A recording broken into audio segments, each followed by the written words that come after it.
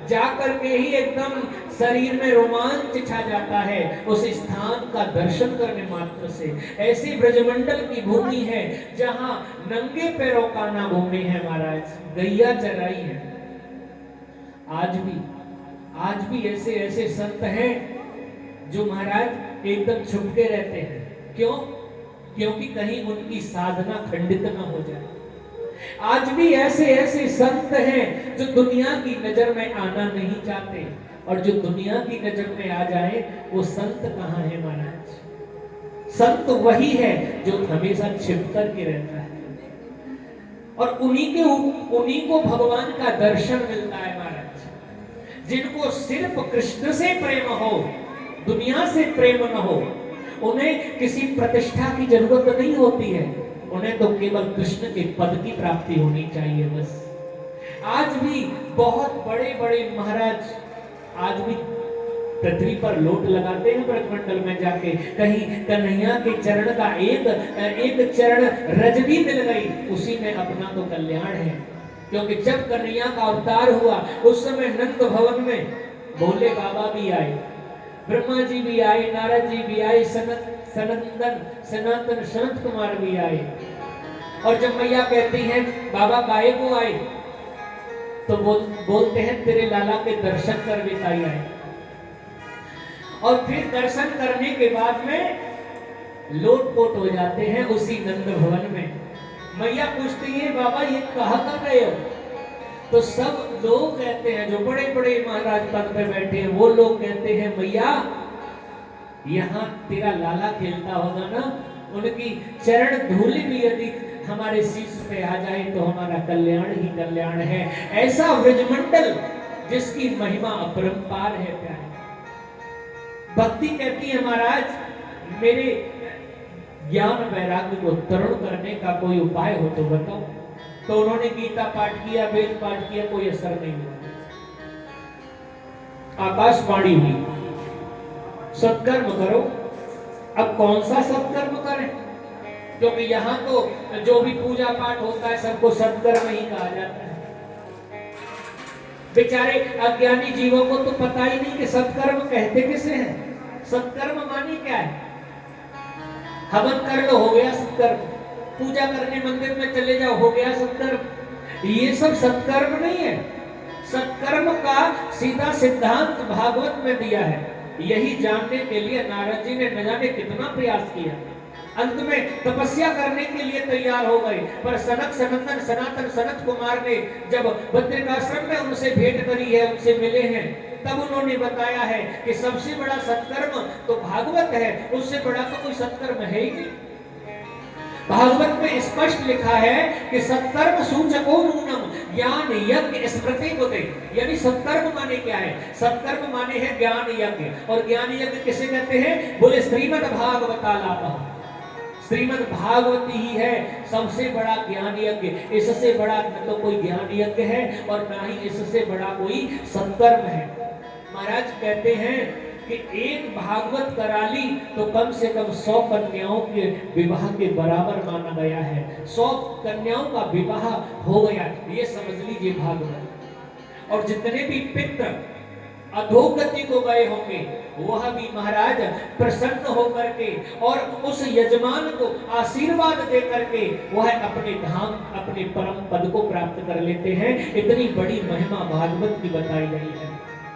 बोलिए भागवत भगवान की जय। नारद जी ने यहाँ संशय कर दिया। नारद जी ने कहा महाराज आपने भागवत के बारे में बताया ये ठीक है, पर हमारी एक बात समझ में नहीं आई। बोले क्या? बोले हमने वेद पाठ किया तब कोई असर नहीं हुआ, तो आपके भागवत पाठ से कैसे असर हो जाएगा? क्योंकि वेद से ही भागवत बनी है, और जब हमने वेद ही सुना दिया तो भागवत से क्या लाभ? तब सनत कुमार ने कहा कि छोटे भैया नारद एक बात बताओ। बोले क्या? कि दूध होता है और दूध में ही घी रहता है, पर ये बताओ दूध का मूल्य ज्यादा है कि घी का मूल्य ज्यादा है? 1 किलो दूध ले आइए और 1 किलो घी ले आइए, पता चल जाएगा किसका मूल्य भाग ज्यादा है। बोले घी का ज्यादा है। क्यों? क्योंकि महाराज जब 10-20 किलो दूध लगेगा तब जाकर के 1 किलो घी मिलेगा। इसका आशय क्या है? आशय सीधा सा है, दूध के सार से घी बनता है, दूध का सार ही घी है। और जिस प्रकार दूध का सार घी दूध से ज्यादा मूल्यवान है, उसी प्रकार वेद का सार भागवत कथा वेद से भी बढ़कर के मानी गई है महाराज। वेद से बढ़कर, वेद का जो निचोड़ है वो भागवत में, इसलिए उसको पंचम वेद की उपमा दी गई है भागवत को। ऐसी भागवत की कथा जब नारद जी की समझ में आ गई तो नारद जी ने भक्ति ज्ञान वैराग्य को सुनाने के लिए हरिद्वार आनंद नामक घाट पर यह आयोजन किया है। बहुत विशाल आयोजन है महाराज। उस समय ये सर्विस नहीं थी यंत्र की, बिना यंत्र के बोला जाता था और सुनने वाले सुनते थे। उस समय की बात है जिस समय जब हल्ला मचा के भागवत हो रही है, भागवत हो रही है हरिद्वार में, तो महाराज अरबों की संख्या में लोग सुनने आए। यहां तक कि वेद, पुराण, टोटका, नदी, पहाड़, ऐसा कोई नहीं बचा जो उस कथा को सुनने ना आया। सभी सुनने आए उस कथा को, और बिना यंत्र के कथा। अच्छा, यंत्र की क्या जरूरत है कथा में? बोले अब अशांति ज्यादा बढ़ गई है, पहले बहुत शांति थी, एकदम आदमी शांत होके सुनता था। अब तो आपस में भी चर्चा करेंगे तो बेचारे व्यास जी क्या करेंगे, बोलो जय श्री कृष्ण। और कभी कभी तो चर्चा हो ही जाती है किसी बात को लेकर के, तो इसीलिए यंत्रों की जरूरत पड़ गई है। अब किन्हीं के ऊपर नजर ना पड़े तो वो आपस में बात करने लग जाए, तो इसलिए भी यंत्र की आवश्यकता है ताकि ध्यान केंद्रित बनता रहे, क्योंकि जहां से ज्यादा आवाज आती है वही ध्यान जाता है। तो महाराज चारों भैया गद्दी पर बैठे, कथा प्रारंभ होने वाली थी। नारद जी महाराज ज्ञान वैराग्य को भी ले आए वृंदावन से हरिद्वार। जैसे ही कथा प्रारंभ होने वाली थी नारद जी खड़े हो गए। नारद जी ने हाथ जोड़ के कहा कथा शुरू हो उससे पहले मैं आपसे एक बात पूछूं? बोले पूछो। ये बताओ कथा का फायदा क्या है, कथा का लाभ क्या है? कोई भी आदमी कोई काम करता है तो उसका लाभ तो बताओ, तभी तो करेगा। बोले सबसे बड़ा कथा का लाभ है कि जिस स्थान पे कथा हो जाती है वो स्थान सबसे पहले तीर्थ बन जाता है। उस जगह पे सभी तीर्थ आते हैं, उस जगह पे सभी देवता आते हैं। इससे बड़ा लाभ क्या चाहिए? और भी लाभ गिनाते हैं। उन्होंने कहा कि जिस जगह पर भागवत सुन ली जाए या अपने घर में ही आधे श्लोक का भी पाठ कर लो तो वो घर घर में ही तीर्थ बन जाता है। ये भागवत की महिमा है। और कथा का शब्द जहां जहां तक जाता है वहां वहां तक कलयुग अतिक्रमण नहीं करता है, केवल सतयुग द्वापर त्रेता ही चलता रहता है। जब तक कथा होती है तब तक, उसके बाद तो फिर पता नहीं। बोलो जय श्री कृष्ण। तो इस समय ये कथा है, कथा भागवतस्यापि नित्यं भवति यद गृहे तद गृहं तीर्थ रूपम हे वसुकं पापनाशनम्। जिस घर में भागवत की कथा होती है, गंगा के किनारे सुनोगे तो ज्ञान मिलेगा, यमुना के किनारे सुनोगे तो भक्ति मिलेगी, और अपने घर में कराओगे तो सर्व सिद्धि की प्राप्ति हो जाएगी। फिर किसी वस्तु की कोई कामना शेष नहीं रहेगी। ऐसी ये भागवत की कथा है। और जिस संकल्प को लेकर के कथा कराई जाए वो संकल्प तो महाराज पूरा होना ही होना है, उसमें कोई भी संदेह नहीं है। ये भागवत का प्रत्यक्ष प्रमाण है महाराज, प्रत्यक्ष प्रमाण। कई लोगों की कार्य सिद्धि हो गई कथा कराने निमित्त से। बस नारद जी से सनत कुमार कहते हैं मैं तुम्हें एक पुराना इतिहास सुनाता हूं, ध्यान पूर्वक सुनना। एक ब्राह्मण थे जिनका नाम था आत्मदेव। उनकी पत्नी थी कुंडली, सब कुछ था पर एक संतान नहीं थी। और यही मानव जीवन है। मानव जीवन में सब कुछ हो पर कोई न कोई कमी अवश्य बनी रहती है। कोई तन दुखी, कोई मन दुखी, कोई चिंता चित्त उदास, और थोड़े थोड़े सब दुखी, भाई सुखी राम के दास।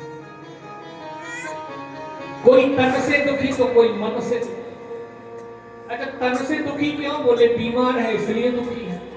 और मन से इसलिए दुखी है कि सामने वाला कैसे तरक्की कर रहा है, बोलो जैसे, इसलिए मन से दुखी हो गया, उसको देखते ही दुख हो गया।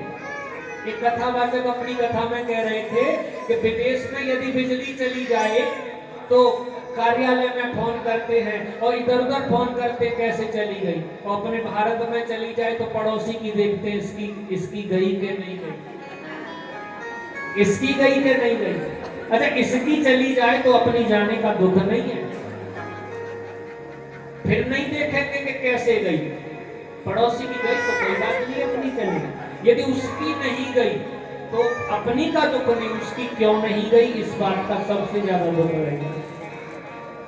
तो 50% आदमी दूसरों को देख करके दुख मोल ले लेता है, ये निश्चित है। तो जीवन में भैया हमें यही चाहिए, आप सोचेंगे भी किसी के बारे में बुरा तो उसका तो नहीं होगा, पर सोचने मात्र से अपना जरूर हो जाएगा।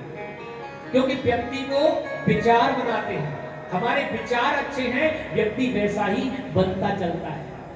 जिसके जीवन में जैसे विचार होते हैं वो वैसा ही बन जाता है। महाराज ये निश्चित है, कन्फर्म है एकदम। हमारे विचार अच्छे नहीं है तो हम कभी भी अच्छे नहीं बन सकते।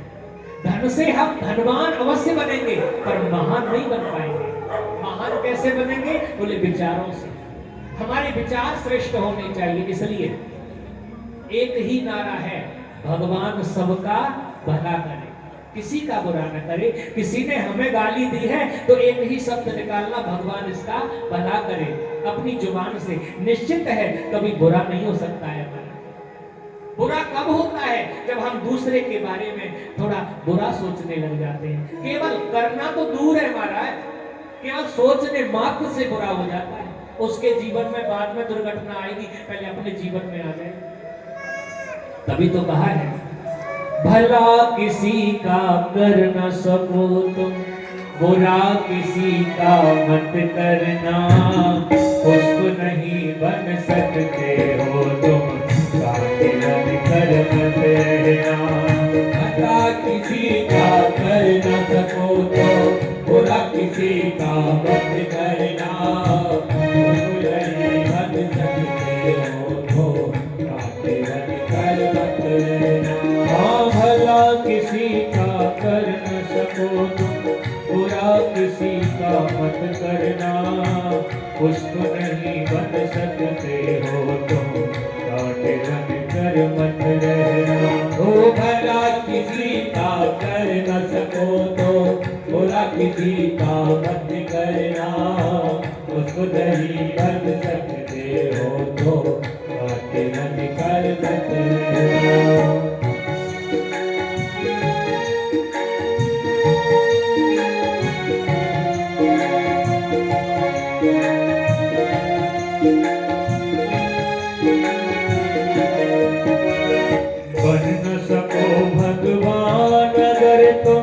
कम से कम इंसान बनो, नहीं कभी शैतान बनो तुम, नहीं कभी हैवान बनो।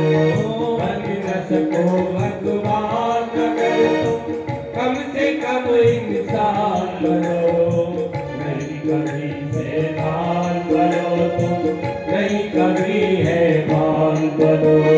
बन न सको भगवान अगर तुम, कम से कम इंसान बनो, नहीं कभी शैतान बनो तुम, नहीं कभी हैवान बनो।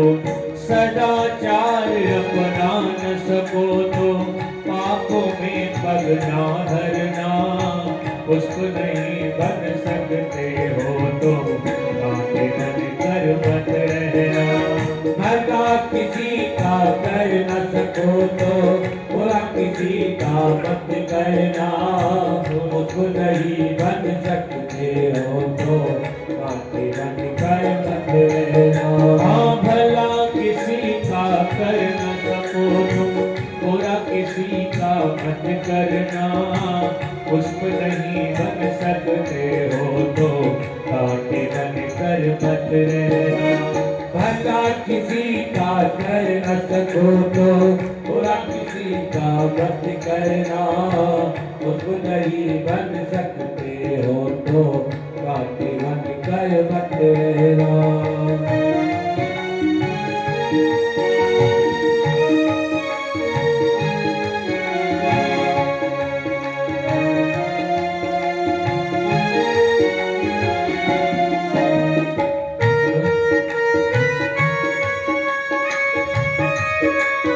राधे।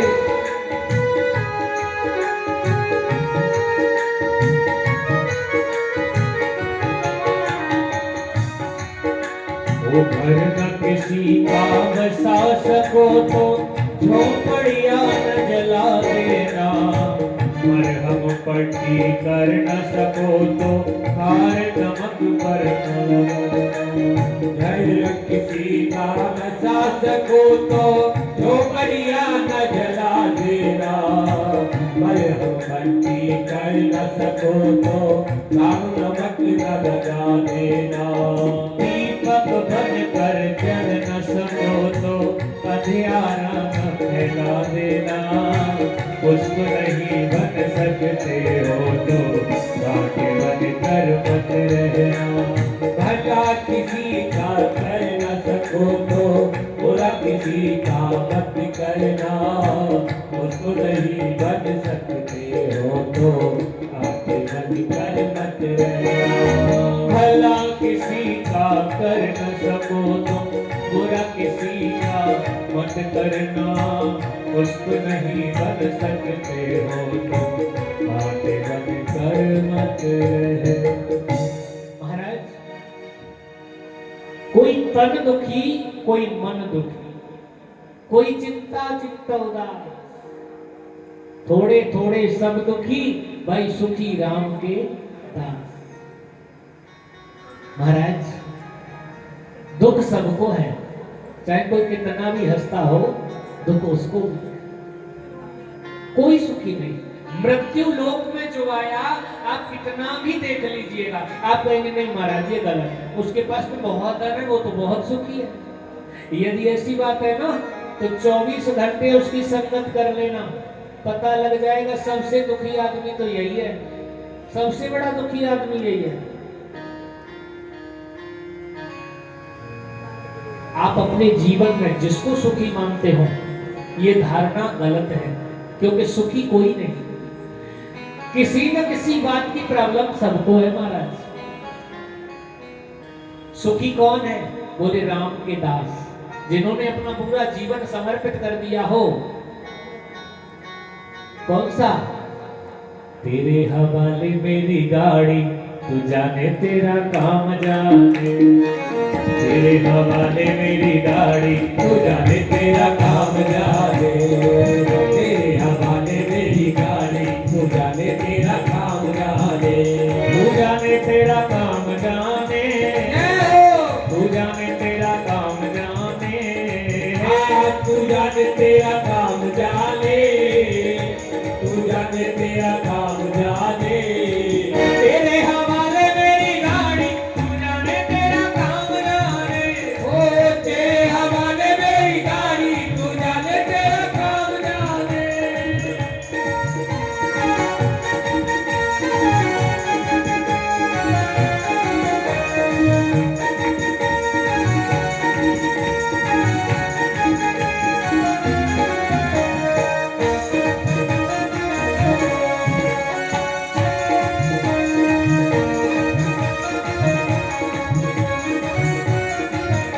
तू जाने तेरा काम जाने, तू जाने तेरा काम जाने। तू जाने तेरा काम जाने, तू जाने तेरा काम जाने। तेरे हवाले मेरी गाड़ी, तू जाने तेरा काम जाने। ओ तेरे हवाले मेरी गाड़ी, तू जाने तेरा काम जाने। बिहारी लाल की जय हो। तो आत्मदेव के यहाँ कोई संतान नहीं, इसलिए दुखी। चलो कोई बात नहीं, किसी के जीवन में कोई कमी रहती है, चलता है, पर जब लोग ताना देते हैं तब नहीं चलता है। जब आत्मदेव से ताना, आत्मदेव को ताना मिलने लगा कि इसका तो मुंह देखने का धर्म नहीं, क्योंकि ये तो निर्वंशी है, इसका कोई संतान ही नहीं इसके पास। तब वो एक दिन दुखी होकर के मरने चले गए। अच्छा, यदि संसार में कोई प्रॉब्लम हो तो महाराज आत्महत्या करना कोई इलाज नहीं है। क्यों? क्योंकि आज हम इस गलती से कह रहे हैं कि जिस समस्या को लेकर के कोई आत्मदाह करता है, आत्महत्या करता है, तो उसकी वो समस्या उसको आगे के जीवन में जीने नहीं देगी। जिस समस्या को लेके आज हम मर रहे हैं वो समस्या हमें दूसरे जन्म में अवश्य मिलेगी। फिर क्या करोगे? इसलिए जिस जीवन की जो समस्या हो उसको उसी जन्म में समाप्त करके अगला जन्म धारण करिए। इसी में भलाई है, क्योंकि ये तो बिगड़ ही गया और सामने वाला भी जीवन बिगड़ जाएगा।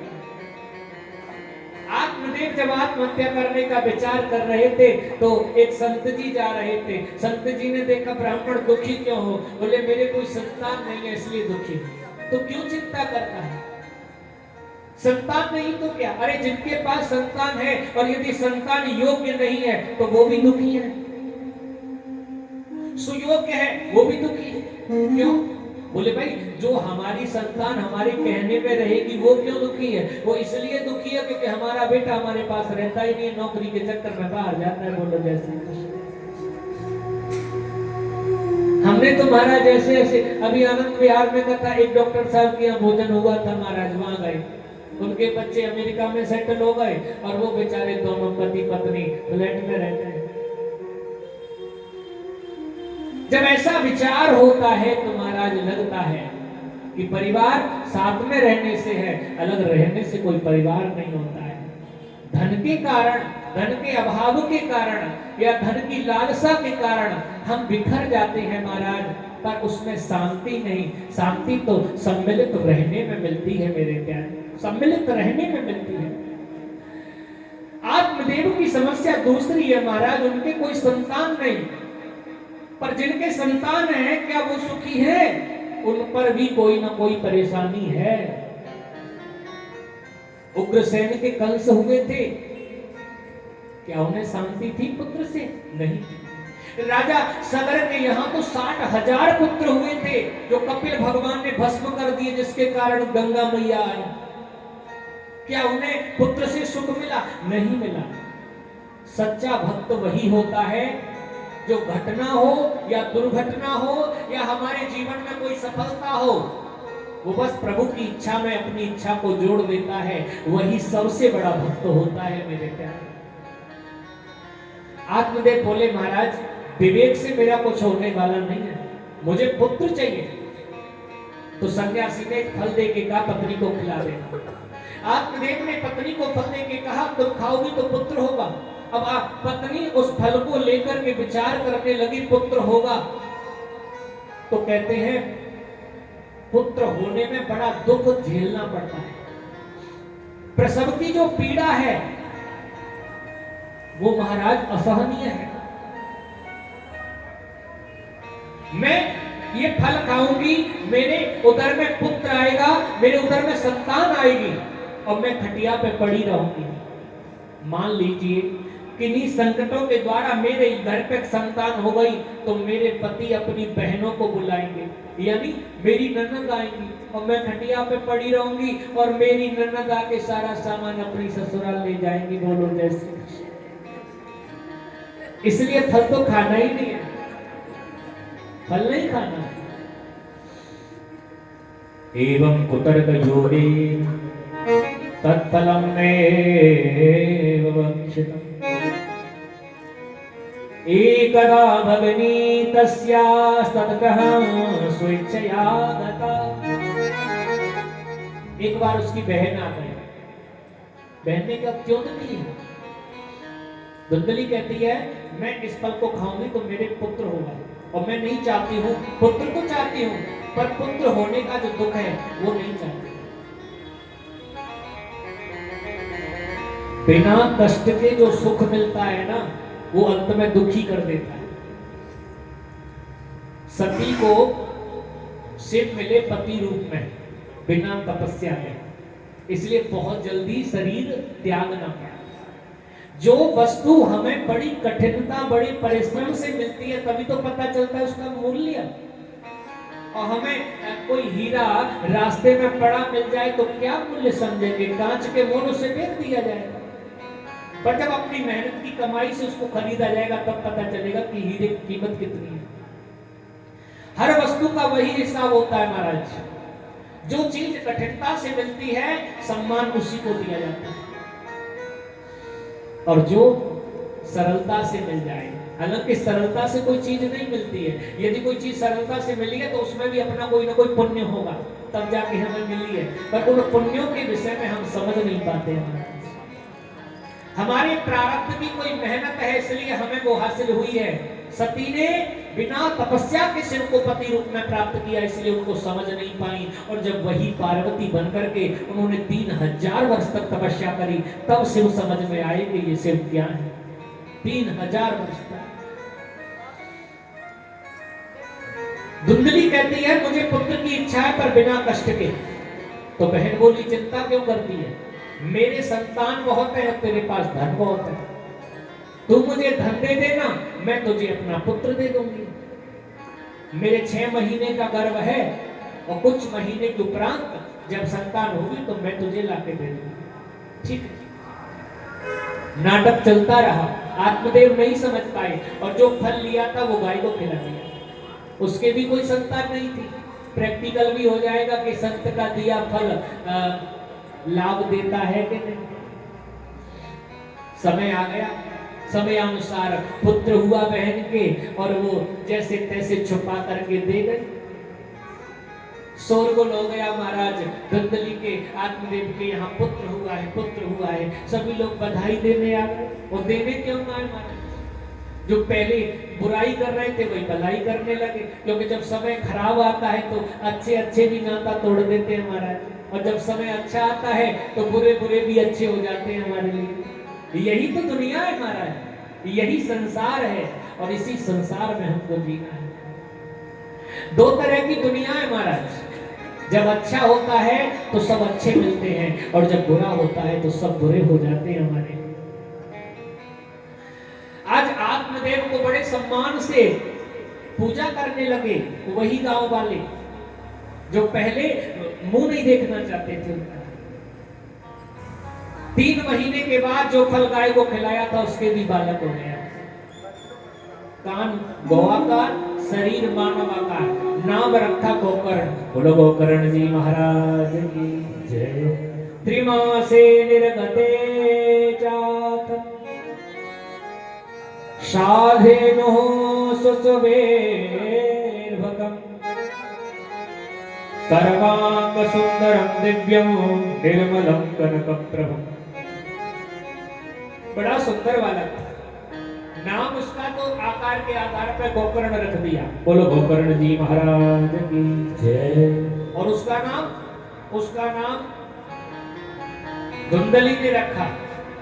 जब आत्मदेव बोले बच्चे को लाओ नामकरण होना है, तो बोले क्या नाम रखोगे? बोले मेरा नाम आत्मदेव, मेरे पुत्र का नाम होगा ब्रह्मदेव। नहीं, तो बोले मेरा नाम धुंधली है, इसीलिए मेरे पुत्र का नाम होगा धंधकारी। बोलो जय श्री कृष्ण। यथा नाम तथा गुण, जिसका जैसा नाम वैसे ही उसमें गुण आ जाते हैं। इसलिए नाम भी बड़े हिसाब से रखने चाहिए ताकि गुण भी उसमें उसी तरह के आ जाए। बड़े हुए, और बड़े होने के बाद में परिणाम ये निकला कि गोकर्ण पंडितो ज्ञानी धुंधकारी महाखल। गोकर्ण जी पंडित हुए, ज्ञानी हुए, धुंधकारी राक्षस हुआ महाराज। तेन वैस्या कुसंगेन पितरम वित्तम तो नष्टम। ऐसा कुसंग में पड़ा धुंधकारी कि पिता की जो संपत्ति थी सारी नष्ट कर दी उसने, कुछ नहीं बचा उसके। पुत्र के इस हाल को देख करके पिता दुखी पिता को देख करके आत्मदेव गोकर्ण उनके पास आए और कहने लगे पिताजी दुखी मत होइए। किस लिए दुखी हैं आप? देख रहे हो बेटा, मैंने जिसके लिए इतनी तपस्या करी, इतना दुखी रहा, वो मेरा पुत्र मेरी संपत्ति को नष्ट किए जा रहा है। मेरे घर में ऐसी औलाद पैदा हो गई, ऐसे तो अच्छा था मेरे पुत्र नहीं होता। जो कुछ देर पहले इस बात के लिए दुखी था कि मेरे संतान नहीं, वही कुछ देर के बाद में संतान के लिए दुखी है तो उसकी संतान खराब निकल आई। समय का भरोसा नहीं महाराज। गौकर्ण जी कहते हैं पिताजी चिंता क्यों करते हो, जो हो रहा है वो प्रभु इच्छा से हो रहा है। असारह संसारो दुख रूपी विमोह का, संसार में जितना रहोगे उतना दुखी रहोगे, जितना लगाव रखोगे उतना दुखी रहोगे, किसी न किसी कारण से अवश्य दुखी रहोगे। और लगाव किस लिए, क्या इस शरीर से लगाव है, और यदि इस शरीर से लगाव है तो देहस्तमं सर्वतरे भ्रमतम त्यजत्वं जाया सुतादिषु सदा ममता विमुच्य पश्यानिशं जगदिदं क्षणभङ्गनिष्ठ वैराग्यरागरसिको भवभक्तिनिष्ठः। ये शरीर सुंदर नहीं है, इस पे जो चाम लगी है यही इसको सुंदर बनाए हुए है। बाकी चाम हट जाए तो सब एक जैसे हैं, बोलो जैसे। इसलिए इस शरीर से भी मोह करने की कोई आवश्यकता नहीं है। यदि मोह करना है ना तो केवल ईश्वर से करिए। और श्याम प्यारे से जिसका संबंध है उसको हर घड़ी आनंद ही आनंद है। श्याम प्यारे से जिसका संबंध है उसको हर घड़ी आनंद ही आनंद है। वो कृष्ण प्यारे से जिसका संबंध है उसको हर घड़ी आनंद ही आनंद है। प्यारे से जिसका संबंध है उसके हर घड़ी आनंद ही आनंद है।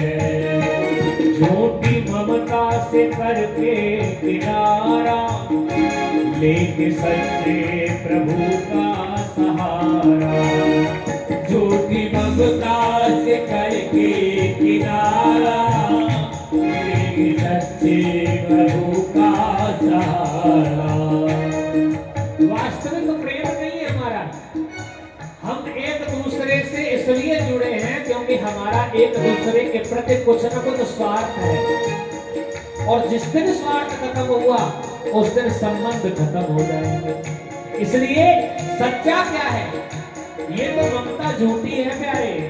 अरे झूठी ममता से करके किनारा वो लेके सच्चे प्रभु का सहारा। तो झूठी ममता से करके किनारा लेके सच्चे प्रभु का सहारा। वो जो उसकी रजा में रजामंद है उसको हर घड़ी आनंद ही आनंद है। वो भी उसकी रजा में रजामंद है उसको हर घड़ी आनंद ही आनंद है। वो निंदा चुगली न जिसको सुहावे बुरी संगत की रंगत न भावे। निंदा चुगली न जिसको सुहावे बुरी संगत की रंगत न भावे। ये बहुत ऊंची स्थिति है हमारा। बाकी तो सब एक दूसरे की बुराई करने में लगे। अच्छा एक बात तो है, हम किसी की बुराई करते हैं और खुश होते हैं, और किसी को खुश करने के लिए गिफ्ट वगैरह दिया जाता है तब खुश होता है। और यहाँ निंदा करने वाले निंदा करके खुश हो रहे हैं, बिना गिफ्ट लिए ही खुश हो रहे हैं। हमारे बड़े बड़े महात्मा कहते हैं ये निंदा करने वाले बिना पैसे के नौकर होते हैं, जो कि हमारा सुधार ही करते हैं, हमारा बिगाड़ नहीं करते। इसलिए याद रखिएगा, वो निंदा चुगली न जिसको सुहावे बुरी संगत की रंगत न भावे। निंदा चुगली न जिसको सुहावे बुरी संगत की रंगत न भावे। वो सत संगत ही सत संगत संगत ही जिसको पसंद है, उसको हर घड़ी आनंद ही आनंद है। कोई संगत ही जिसको पसंद है, उसे हर घड़ी आनंद ही आनंद है। और एक विशेष बात लिखी है महाराज, विशेष बात क्या है? यदि इस पे अमल कर लिया तो महाराज सारे काम सिद्ध है। दीन दुखियों के दुख जो मिटाए, दीन दुखियों के दुख जो मिटाए। आवश्यकता उनको नहीं जिनके पास है, आवश्यकता उनको है जिनके पास नहीं है। हम क्या करते हैं? हम उनको देते हैं जिनके पास पहले से ही भरा हुआ है। आपके देने से कोई बहुत खुश हो जाए तो देना उसी को चाहिए माता। हम भरे हुए को भरने में लगे हैं प्यारे, जो हमारा जाता तो है पर कोई लाभ देके नहीं आता। कहते हैं महाराज, दीन दुखियों के दुख जो मिटाए, दीन दुखियों के दुख जो मिटाए। हमेशा मन करे और दिल करे तो देते रहिए, समय समय पर निकालते रहिए, भंडार भरे रहेंगे, कोई कमी नहीं रहेगी। और दूसरी बात, देते रहोगे तो बहुत कुछ मिलता भी रहेगा। दीन दुखियों के दुख जो मिटाए, दीन दुखियों के दुख जो मिटाए। बन के सेवक भला सब चाहे, बन के सेवक भला सब चाहे। वो नहीं जिसको, वो नहीं जिसको घमंड पाखंड है, उसको हर घड़ी आनंद ही आनंद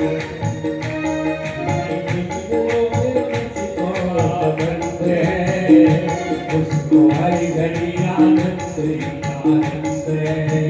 वो श्याम प्यारे से जिसका संबंध है, उसको हर घड़ी आनंद ही आनंद है। बोलिए भागवत भगवान की जय हो।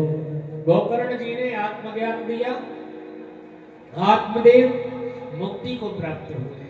गोकर्ण जी घर छोड़ गए, घर में केवल धुंधली और धुंधकारी। जब बार बार धन की पूछता है तो अंत में धुंधली ने भी आत्मदाह कर लिया, कुएं में लेते। यदि फल खा लिया होता तो धुंधकारी थोड़ी गोकर्ण होता, पर फल नहीं खाया इसलिए मरना पड़ा। अब धुंधकारी जब अकेला रह गया तो वो 5 वेश्याओं को लेके आया, अपने साथ रखने लगा। ये आध्यात्मिक दृष्टि से 5 जो विषय हैं वही वेश्या हैं। शब्द, स्पर्श, रूप, रस और गंध। नासिका, कान, आंख, जिह्वा, स्पर्श, शरीर, इनका जो विषय है वही वेश्या है। धुंधकारी ही नहीं, हम सब उनके चक्कर में पड़े हुए हैं। ये जीव 5 वेश्याओं को साथ में रखता है महाराज, और अपनी अपनी ओर खींचते हैं। कभी कान कहते हैं कुछ अच्छा सुनो, आंख कहती है कुछ अच्छा देखो, नासिका सुंदर सुगंध चाहती है, शरीर स्पर्श चाहता है, जिह्वा स्वाद चाहती है। सब अपनी अपनी ओर आकर्षित करने में लगे हैं और इन्हीं की पूर्ति में पूरा जीवन चला जाता है। आज धुंधकारी की भी यही स्थिति है। एक दिन तो ऐसा हुआ कि धुंधकारी जब खटिया पे सो रहा था तो 5 वेश्याओं ने उसको खटिया पे ही बांध दिया, और जब हड़बड़ाने लगा तो शोरगुल करने लगा तो जलते हुए अंगारे चूल्हे में थे, उनको निकाल के उसके मुंह में भर दिया। जब इतना बड़ा पापी है तो हाल भी यही होगा। कहते हैं पापी और पुण्यात्मा की मृत्यु, पापी की मृत्यु होती है जैसे गोबर में से बाल खींचते हैं, टूटने का भय होता है, और पुण्यात्मा की मृत्यु ऐसे होती है जैसे मक्खन में से बाल खींचते हैं। मक्खन में बाल चला जाए तो खींचोगे अनायास, बिना प्रयास के निकल आता है। कठिनता और सरलता यही है पाप और पुण्यात्मा की मृत्यु का कारण। महाराज आज धुंधकारी प्रेत बना है, ब्राह्मण वंश में जन्मा था, पाप के कारण प्रेत बना। ये न किन प्रकारे न गोकर्ण जी को मालूम चला तो गोकर्ण जी ने गया में पिंड दान किया और अपने घर में आके सो गए। तो धुंधकारी अनेकों रूप लेके प्रकट हो गया। गोकर्ण ने पूछा तू कौन है? कष्ट मुग्र तरो रात्रो कुतो या तो दशा में मां किंबा प्रेत पिशाचो वा राक्षस सुसिति संसन। तू प्रेत है, पिशाच है, राक्षस है, आखिर है कौन? पर जलते हुए अंगारे भरे थे मुंह में, इसलिए बोला नहीं जाता है। और वैसे भी प्रेत बोलता नहीं है। जो प्रेत योनि होती है, लोग कहते भूत प्रेत नहीं होते, होते हैं महाराज, इनकी भी योनियां होती हैं। 84 लाख योनियों में इनकी गिनती आती है। ये आत्मा जो भटकती है वही तो भूत प्रेत बन जाती है, जिनको आजकल की भाषा में हम भूत प्रेत बोलते हैं और हमारे शास्त्रों की भाषा में इसको भटकती हुई आत्मा बोलते हैं। ये आत्मा भटकती रहती है महाराज। जब इसका समय आता है तभी इसको शरीर मिलता है, उससे पहले भटकना ही होता है महाराज। तो धुंधकारी भटक रहा है, कभी प्रेत बन रहा है। प्रेत का मुंह होता है सुई की नोक की बराबर, न पानी पी सकता है न कुछ खा सकता है। फिर इसका भोजन क्या है? बोले ये केवल वायु पी करके जीता है, केवल हवा पीता है, न एक जगह ठहर सकता है। थोड़ी हवा चली तो वहां से भी उड़ जाएगा। बहुत हल्का होता है प्रेत का शरीर, इसलिए वो दुखी था। भाई से बोला नहीं गया तो भाई ने गंगा जल लेके गायत्री मंत्र पढ़ के उसके ऊपर मारी तो शक्ति जागृत हुई और कहने लगा कि अहम भ्राता त्वदीयोस्मि धुंधकारीति नामतः स्वकीयेनैव दोषेण ब्रह्मत्वं नाशितं मया। मैं तुम्हारा भाई धुंधकारी हूं भैया, मेरे कुकर्मों की गिनती नहीं, मैंने इतने पाप किए, मुझे कैसे भी मुक्त कर दो। गोकर्ण जी बोले गया में पिंडदान किया, तुझे मिला नहीं? बोले गया श्राद्ध सतिर्नापि मुक्तिर्मेन भविष्यति। एक नहीं 100 पिंडदान करोगे तो भी मेरी मुक्ति होने वाली नहीं है, क्योंकि मैंने पाप ही इतने किए। गोकर्ण जी बोले तो फिर सुबह आना, तू अब चला जा। चला गया बेचारा। प्रातः काल संध्या वंदन की गोकर्ण जी ने सूर्य देव को जब अर्घ दे रहे थे तो सूर्य देव से स्पष्ट कहा, उन्होंने रथ रोक दिया। सूर्य देव ने कहा भक्त क्या चाहिए? मेरे भाई को मुक्ति दिलाने का कोई साधन बता दो प्रभु। तो सूर्य देव ने स्पष्ट कहा था कि श्रीमद् भागवतान मुक्ति सप्ताहम वाचनम करो। श्रीमद् भागवत की कथा करो अपने भाई के लिए, तुरंत मुक्ति मिल जाएगी। सुनकर के फिर दिखाई नहीं देगा। गोकर्ण जी ने कथा करी। एक बांस था, उसमें जाके वो बैठ गया और 7 दिन 7 ग्रंथि फट गई, जिसमें धुंधकारी बैठा था, दिव्य रूप लेके प्रकट हो गया। बोलिए भागवत भगवान की जय। धन्यम भागवती वार्ता प्रेत पीड़ा विनाशिनी। धन्य है भागवत की कथा जो प्रेत की पीड़ा का विनाश करने वाली है। महाराज कहते हैं कि धुंधकारी के लिए एक दिव्य विमान आया, पर समस्या ये हो गई कि कथा सुनने वाले बहुत थे और विमान धुंधकारी के लिए ही आए। ऐसा क्यों? तो देखिए, कथा सुनने वाले कई होते हैं, पर सुनने के भाव अलग अलग होते हैं सबके। कौन किस भाव से सुन रहा है, भागवत उसी भाव को पूरा करती है। यही भागवत की महिमा है। हम जिस भाव से भागवत सुनते हैं उसी भाव को 7 दिन में पूरी करती है। बस नियम से सुन लीजिए 7 दिन। कहते हैं इन लोगों ने कथा तो सुनी पर मुक्ति के लिए नहीं सुनी, इन्होंने तो समय पार करने के लिए सुनी। बोलो जैसी। चलो चलते हैं, 3 घंटे बैठेंगे, टाइम पास तो हो ही जाएगा। इस भाव से कथा सुनी तो समय तो पास हो ही गया महाराज 3 घंटे का, पर बाद में कोई लाभ मिले तो वो नहीं ले पाए बेचारे। पर धुंधकारी ने कथा क्यों सुनी? क्योंकि उसके जीवन में बड़ा संकट है, कष्ट है। उस कष्ट को दूर करने के लिए बेचारा 7 गांठ के बांस में बैठा रहा। और ये नहीं कि 2 घंटे बैठ के डूब गया हो, नहीं महाराज। 7 दिन तक बैठा रहा, एक भी क्षण खड़ा नहीं हुआ, उसी में बैठा रहा। 7 दिन तक बैठ करके उसने कथा सुनी। जिस समय कथा चलती थी सुनता था, और जब कथा विश्राम हो जाती तो उसी कथा का चिंतन करने लग जाता था। 7 दिन उसने यही क्रिया अपनाई और निश्चित उसके लिए विमान आ गए। इस क्रिया से जो कथा सुनता है, कथा का मुहूर्त, कथा की विधि बताई है।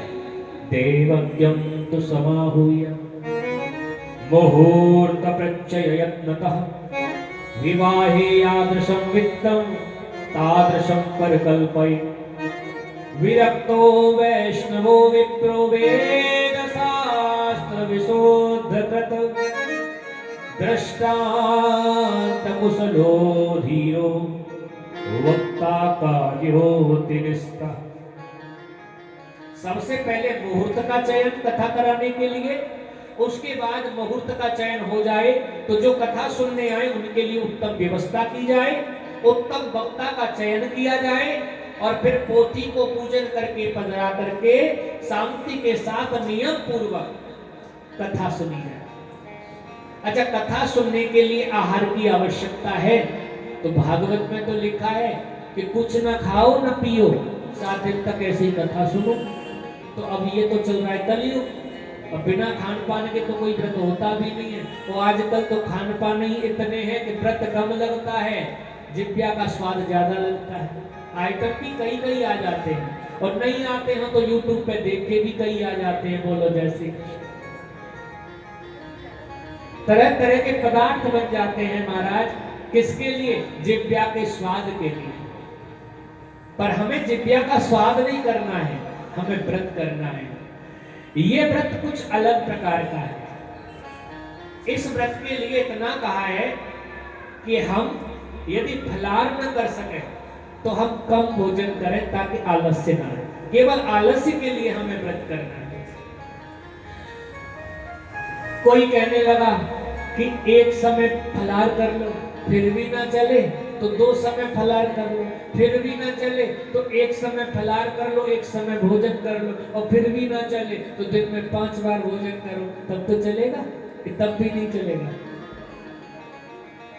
पर शर्त एक ही है कि कथा में ना तो नींद आए और ना आलस्य आए। यदि जमाई भी आ जाएंगी तो कथा का रस भंग हो जाएगा।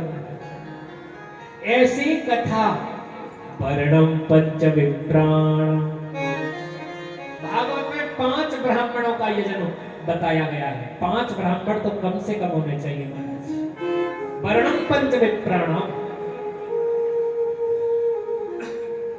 उसके बाद में अत्युत्तमा कथा दिव्यम कोटि यज्ञ फलप्रदा। जो नियम से कथा सुन ले और कथा करा ले तो करोड़ों अश्वमेध यज्ञ का फल उसे केवल एक भागवत कथा से प्राप्त हो जाता है। ये स्वयं भागवत कहती है। इस प्रकार विधि बता रहे तो सुखदेव जी आ गए उसी समय। बोलो सुखदेव जी महाराज की जय। सुखदेव उस भरी सभा में अपनी प्रस्तुति देते हैं महाराज, जहां ये कथा चल रही है।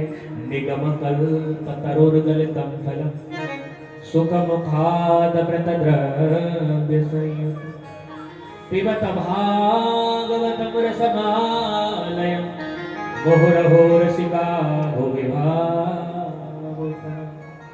भक्ति महारानी ज्ञान वैराग्य तरुण हो गए महाराज।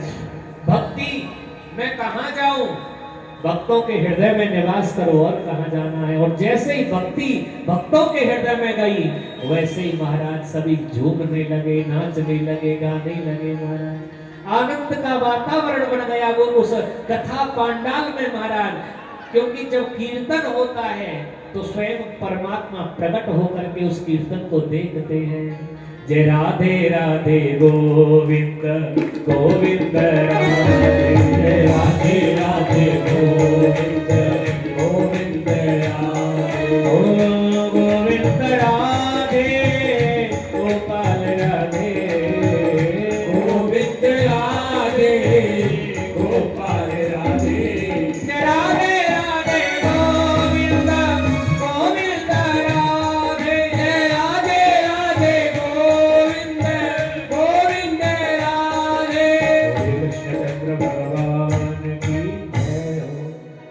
प्रकार कथा हुई, भगवान प्रकट हुए और भगवान ने कहा क्या चाहिए, तो भगवान से इतना ही मांगा, प्रभु कलयुग में भागवत की कथा कहीं भी हो आप जरूर आइएगा। भगवान ने कहा तथास्तु। तब से कहीं भी कथा हो स्वयं कृष्ण आते हैं, ये निश्चित है। हमारे बीच में पोथी के रूप में भगवान श्री कृष्ण बैठे हैं, क्योंकि कहा है ये कोई पोथी नहीं है, कोई कागज की किताब नहीं है। जिस समय भगवान गए थे तो उनके शरीर से तेज निकला जो इस पोथी में लीन हो गया। भागवत की जो पोथी है ये स्वयं प्रत्यक्ष भगवान का वांगमय रूप है महाराज, इसलिए ये पोथी सामने रखी जाती है जिससे हम प्रणाम कर सकें। और हमेशा हम जब भी कथा सुनने आए तो हमेशा उस पोथी को प्रणाम करके ही बैठना चाहिए, उनकी अनुमति लेकर के ही बैठना चाहिए। जब नियम से हम कथा सुनेंगे तो भगवान अवश्य हमें फल देगा। बोलो कृष्णचंद्र भगवान की जय, बोलो भागवत भगवान की जय, भागवत कराने वालों की जय, सुनने वालों की जय और ना सुनने वालों की जय। जय जय श्री राधे। आज थोड़ा सा विलंब हो गया क्योंकि व्यवस्था बनाने में बड़ा समय लग जाता है, और वैसे भी अकेले आदमी है, कहाँ कहाँ दौड़े, उधर भी 3-4 मंजिल चढ़ना पड़ता है और इधर भी चढ़ना उतरना पड़ता है। तो इसलिए और कल से समय से कथा शुरू होगी 3 बजे से 6 बजे तक ये समय है और यही समय रहेगा। प्रेम से समय से आइए। हमारे संगीत वाले भैया अपना 2:30 बजे आ जाएंगे और उसके बाद में भगवत कथा प्रारंभ हो जाएगी। बोलो भागवत भगवान की जय। और हमारे मंदिर वाले पंडित जी की, इनका भी बड़ा स्नेह है हमारे प्रति, बड़ा प्रेम है। जी जी जी, इनका अपार प्रेम है हमारे प्रति, बात होती रहती है पंडित जी से। और हमने आग्रह किया पंडित जी से पोथी पाठ करने के लिए, तो उन्होंने उसे स्वीकार किया और ग्रहण भी किया। तो ऐसे पंडित जी हमारे सानिध्य में हैं। एक बार इनका भी तालियों से अभिवादन करेंगे। इन्होंने अपना मूल्य समय दिया हमारे लिए और यहाँ आकर के अपना पोथी पाठ किया है। तो आइए एक भजन के बाद आरती का दर्शन करेंगे।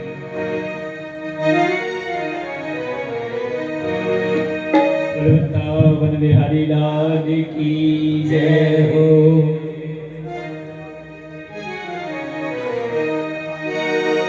वृंदावन जाऊंगी सखी, वृंदावन जाऊंगी, वृंदावन जाऊंगी सखी, वृंदावन जाऊंगी।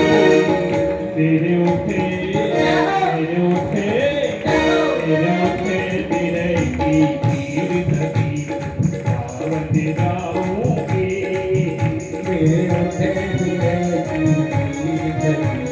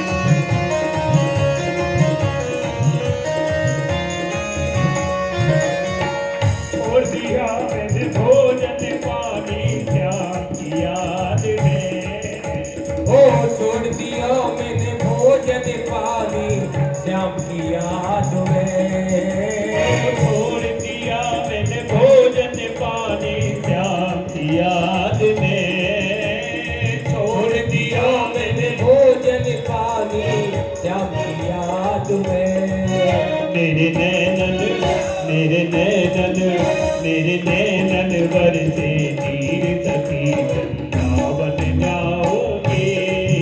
मेरे नैनन बरसे तीर सखी, वृंदावन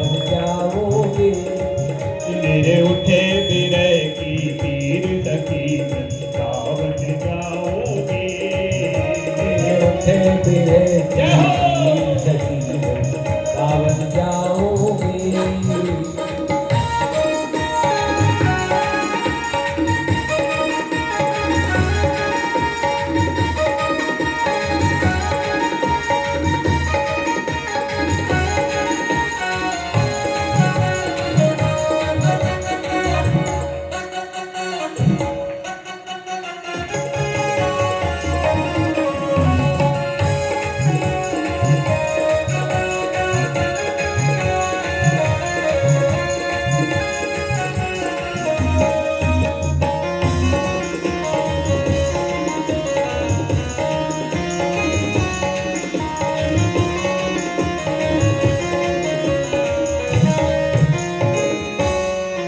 ओ इस दुनिया के रिश्ते नाते सब ही छोड़ दिए। इस दुनिया के रिश्ते नाते सब ही छोड़ दिए। ओ इस दुनिया के रिश्ते नाते सब ही छोड़ दिए। इस दुनिया के रिश्ते नाते सब ही छोड़ दिए। कोई कैसे दिखाऊं दिल की लकीर, सावन जाऊंगी। कैसे दिखाऊं दिल चीर नसीब, सावन जाओगे।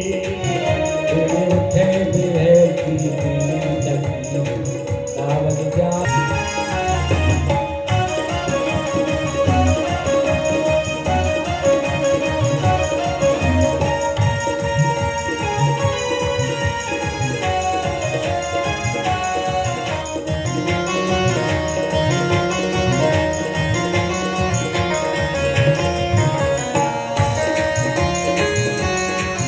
कोई कैसे दिखाऊं दिल की लकीर, सावन जाऊंगी। दिखाऊं दिल चीर नसीब, सावन जाओगे। भागवत भगवान की। आइए प्रेम से खड़े होकर आरती का दर्शन करें और कल 3 बजे से 6 बजे तक भगवत कथा श्रवण करनी है।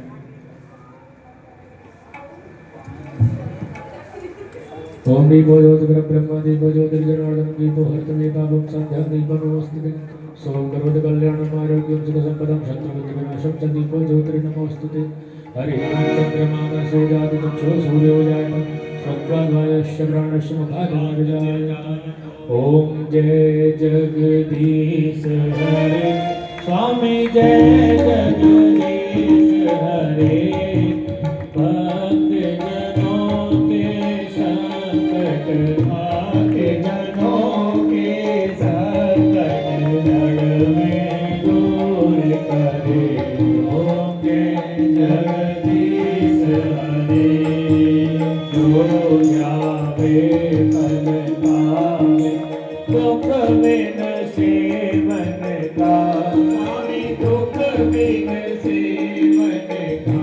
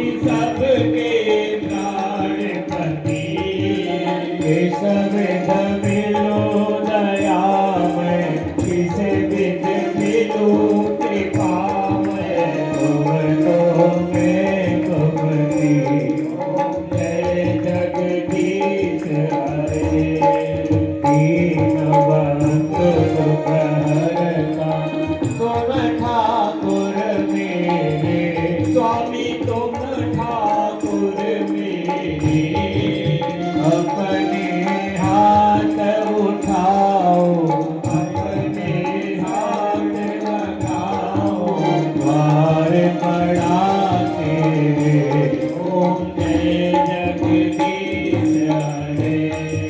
विषय विकार मिटाओ, पाप हरो देवा, स्वामी कष्ट हरो देवा, सदा भक्ति बढ़ाओ, सदा प्रेम बढ़ाओ, संतन की सेवा, ओम जय जगदीश हरे।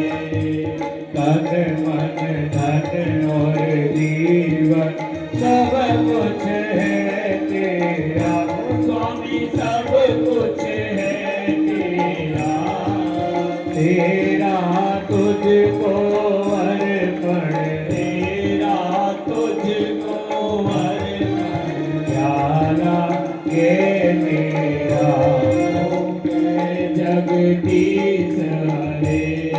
विभाग मनवांचित फल पावे, ओम जय जगदीश हरे। जय जगदीश हरे, स्वामी जय दीनानाथ हरे, भक्त जनों के संकट, दास जनों के संकट, बंसी भला दूर करे, ओम जय जगदीश हरे। पूर्वारं करुणावतारं, संसार सारं भुजगेन्द्रहारं, सदा वसन्तं हृदयारविन्दे भवं भवानी सहितं नमामि। त्वमेव माता च पिता त्वमेव, त्वमेव बन्धो च सखा त्वमेव, त्वमेव वेद्या द्रविडं त्वमेव, त्वमेव सर्वं मम देवदेव। श्री भागवत भगवान की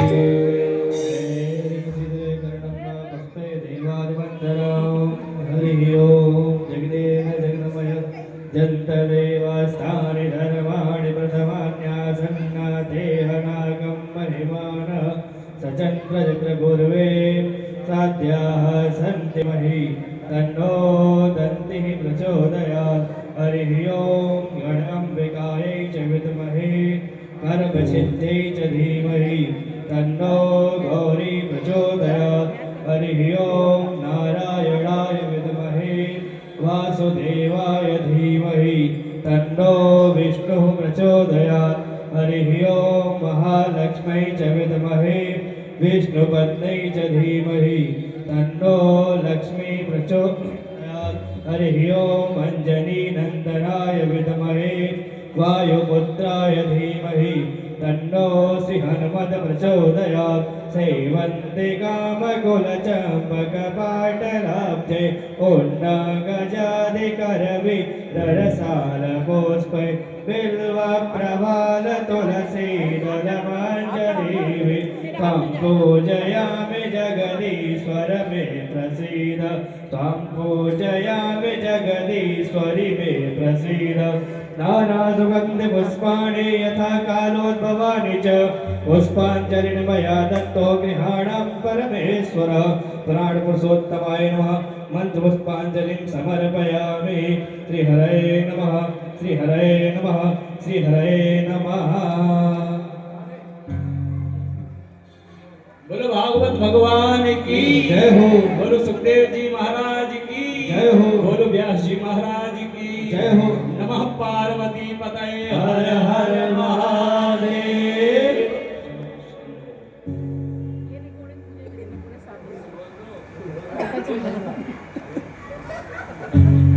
श्री राधे। सभी लोग आरती लेकर के प्रसाद लेकर के अपने घरों को प्रस्थान करेंगे और सभी लोगों से निवेदन रहेगा कि आप लोग अपने साथ में और अपने इष्ट मित्रों को आप लोग बता करके अपने साथ में इस कथा के बारे में बताएंगे और साथ में कथा श्रवण के लिए सभी को निमंत्रण देंगे, सभी को बुलाएंगे। आइए कल से समय से आप लोग पधारें और कथा का आनंद लें। जय जय श्री सीता सीता सीता सीता राम जय सीता सीता सीता सीता सीताराम गाइए या राधे राधे राधे श्याम सीताराम गाइए राधे श्याम गाइए सीताराम गाइए या राधे श्याम गाइए सीता सीता सीताराम गाइए सीता सीता सीता सीताराम गाइए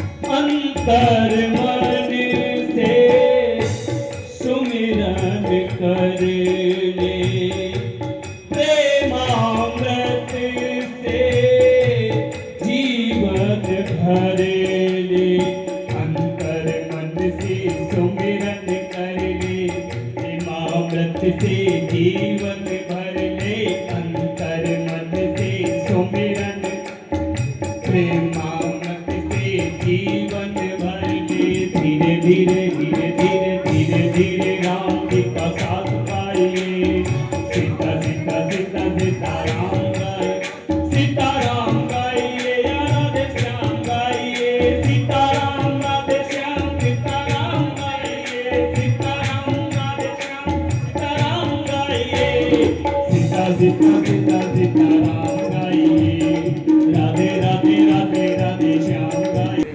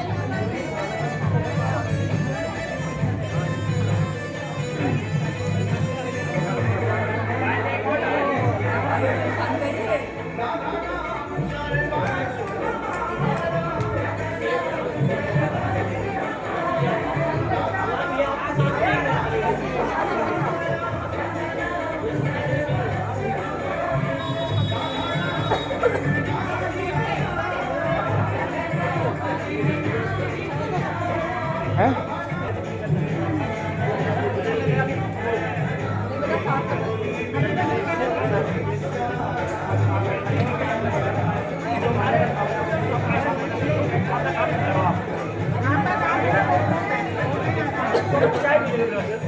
चाय पी लेंगे।